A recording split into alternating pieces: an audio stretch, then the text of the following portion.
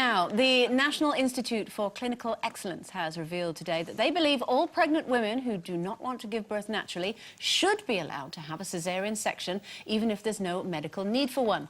The guidelines to be considered by the NHS would mean all women would be assessed before birth, and a C-section is something women can request if they're fearful of childbirth, want to control the timing of the birth, or want to experience a less painful birth. However, critics claim that the estimated cost of each operation will cost the NHS £800. That's per birth, and have warned of the dangers of such a serious abdominal operation. But Dr. Brian Beattie, a consultant obstetrician, believes that this is a huge development in allowing women to make an informed choice about their child's birth. So, do you think that the NHS should give pregnant women the option of having a caesarean section, even if they don't need one? Talking of horror stories, I had a C-section for the twins. It wasn't a horror story, it was lovely. Because little Vic was losing water, so they had to get them out really quickly. But my choice was I was going to go naturally if I could, even though it's 50% chance you're going to have a C-section with twins anyway. But I tell you what, it's not the easy option at all. That is a complete fallacy. For me, I lost a hell of a lot of blood, abdominal, you know, because it was all lovely down there, you know, and one of my little boys had to go to the neonatal special care unit for 2 days. So I didn't see one of my twins for 2 days because obviously I was all wired up, you know, at the bed. So it wasn't an easy option at all. I personally think the money... naturally, I think is best, even though I did have a C-section and I'm all right and I'm healthy and it was great and I healed quite quickly. But I think naturally is better because that's what we're made for.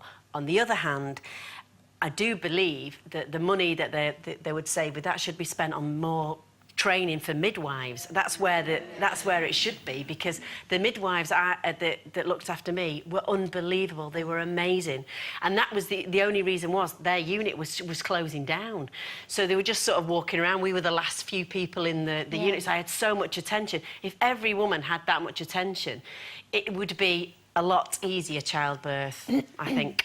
I think it does seem a little bit crazy, doesn't it, at a time when, you know, there's cuts everywhere, people are losing their jobs, the NHS have got to cut its budget, and, you know, you read all the time about NICE, the National Institute for Clinical Excellence, you know, always telling people that they can't have certain drugs for certain treatments to, you know, to improve their lives if they've got cancer, and then suddenly it's like, you know, coming to hospital, oh, how would you like your baby today, Mrs. So-and-so? I find that absolutely bizarre that they've come up with this idea right now. And also, especially when, of course, if there's an emergency and you need to have one, fair enough. I just think if you are naturally equipped to give birth without a major operation, I can't actually imagine why anybody would opt for one. But when you look at the numbers, you think 1%, if they cut it by 1%, and this is the number of women having them now without having, you know, everybody having the choice, if they cut that amount by 1%, just 1%, they'd save 60 million a year. Just that much. So, you know, in order to save, pay £800 extra for everyone who opts to have it, I can't get my head around it. It was terribly extensive. For me, there was at least 10 people in that room.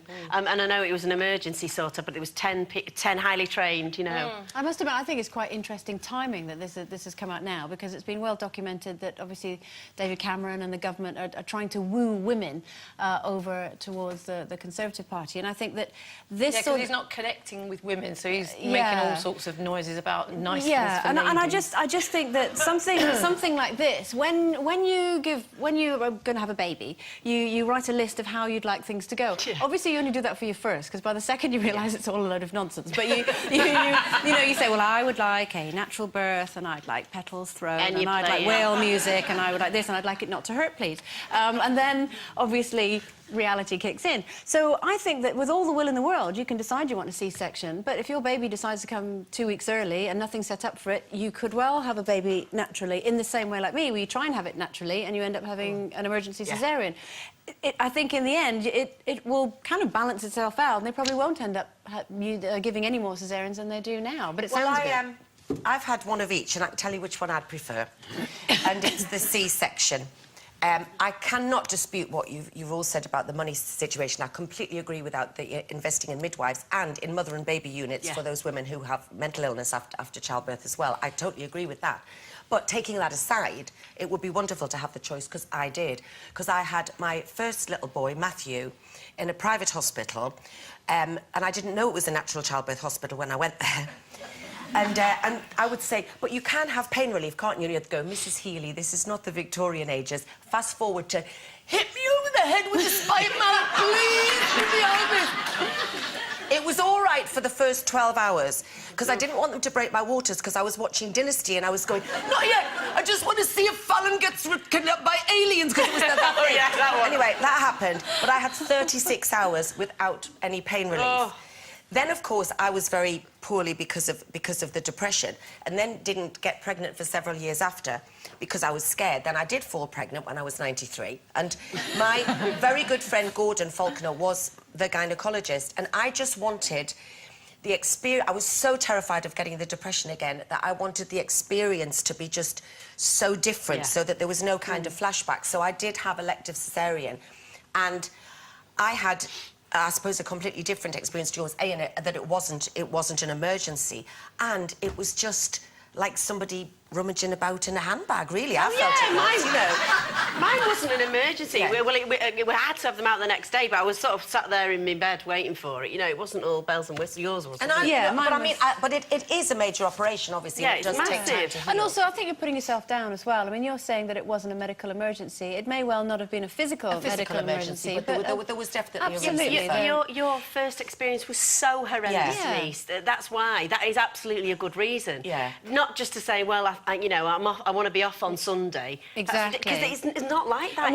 We've had loads of you have got in touch with us as well. And lots of you saying, actually, oh, I've always thought I'd like a C-section, but thinking about it again, actually, because they didn't realise what major surgery it was. Yeah. Where have you been? Rebecca has got in touch and said that it's ridiculous. Some people do it as a precaution, which is understandable. But as for the reason to escape the pain of childbirth, it's stupid. I did it with no pain relief because it's the way it's meant to be. The labour is such a big part of becoming a parent. Why cop out? Right, hang on, love, hang on. No, that is... I'm sorry, love, that's ridiculous. That's nothing about being a parent. We don't get a badge at the end, like a sticker. You don't get a badge saying done. how much pain you... Listen, the pain starts when you get home and you're up every 2 hours feeding premature baby. Well, that's what I had, you know. That's when you kick in to be a proper parent. It doesn't matter how those babies get there, as long as they're all right. What about the scar as well? I mean, It's all right. I'll show you later. Scar. Do you want to see it? Can they? No, I don't. That's a whole story. Can they get my keyhole? Let's go to... Shall we go to the break? I'm being Like, told to go to the break. We are going to the break. Sorry. Still to come, we are joined by the man who terrified us all. He's probably even scared to come out, never mind terrifying us, when he brought his American Werewolf to London. That's director John Landis. We'll see you in 3.